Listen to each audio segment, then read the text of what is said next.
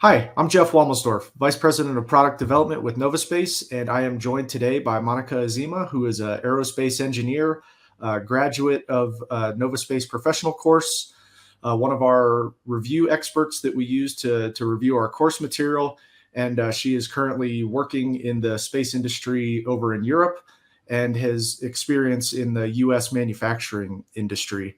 So, Monica, thank you for joining me today to kind of talk about your career path, your experiences in the industry, and yeah, I'll throw it over to you for kind of your more detailed intro.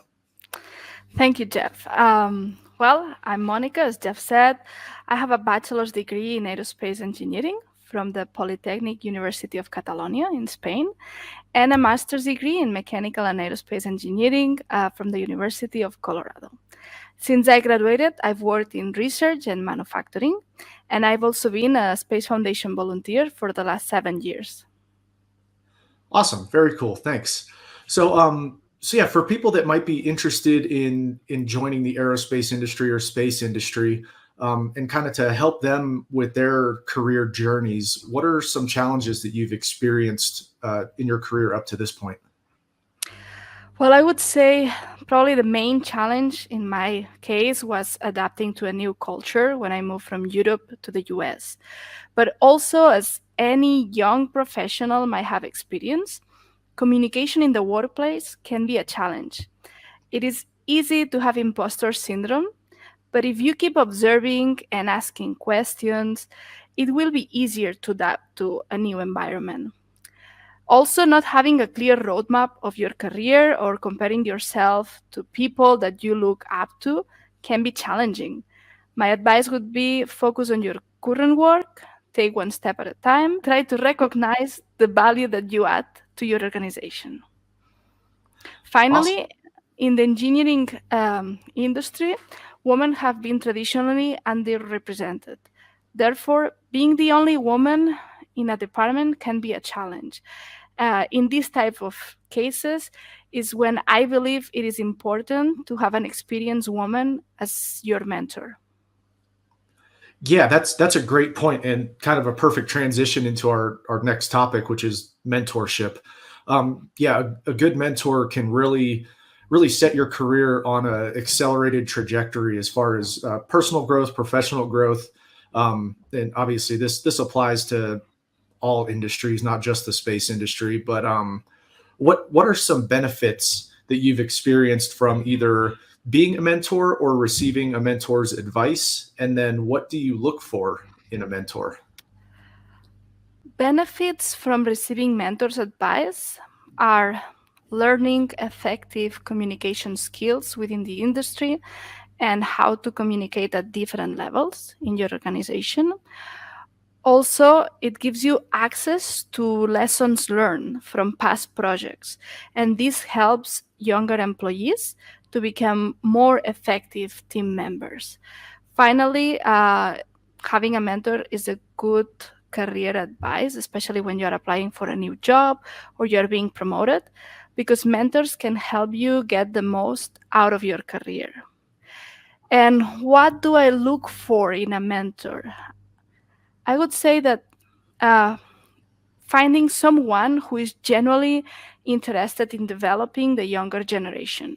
Mentoring takes time, so you want to have someone that is able to commit, someone willing to be candid and give hard truths. It's also important. And finally, I think we need to remember that mentoring is a two-way relationship. It is important that the mentor is open to learn from the mentee as well, open to receive as well as to give advice.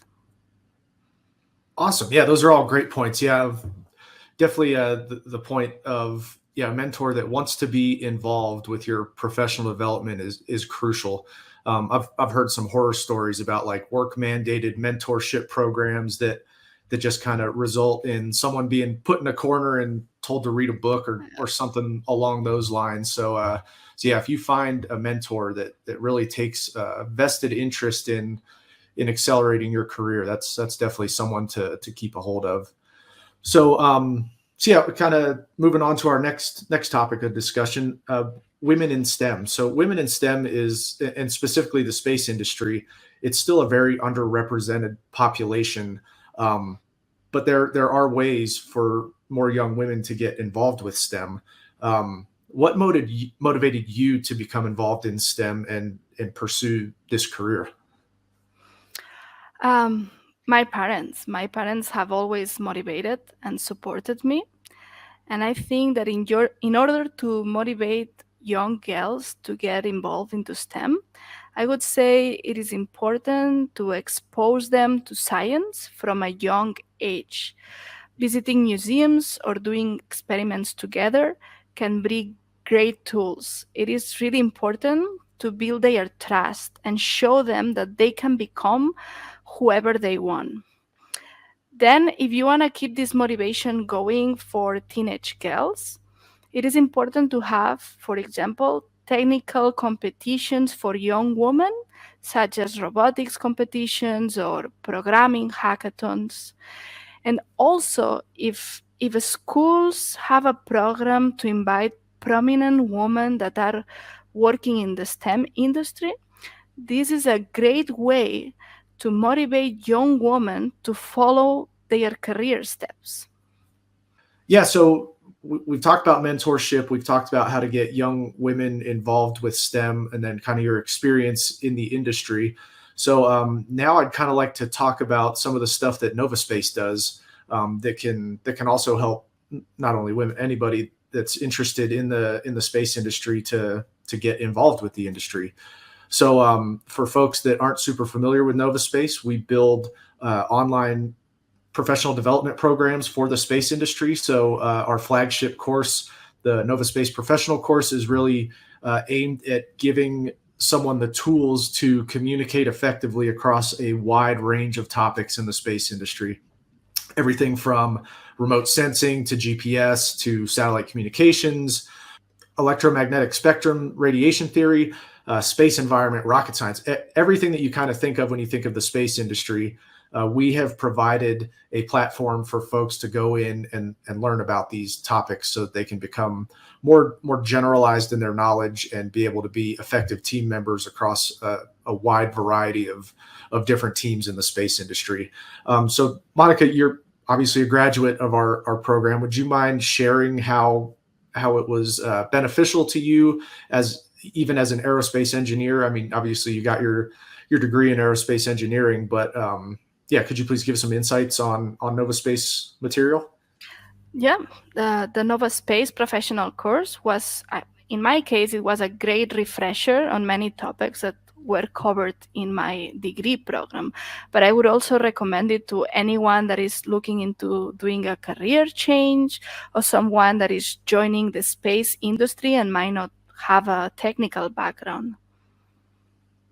Yeah, cool. Awesome. Thank you very much for that. And yeah, that pretty much wraps up what we were going to discuss here today. So Monica, thank you again for your time and joining me on this live stream. And yeah, hopefully we get to do a few more of these in the future. So yeah, please, if you're interested in checking out what Novaspace does, please visit our website, which is at the bottom of the screen here, and enroll in the Novaspace Professional course or one of the many other courses that we have available online. So thanks again, Monica. It was great talking with you. Thank you, Jeff.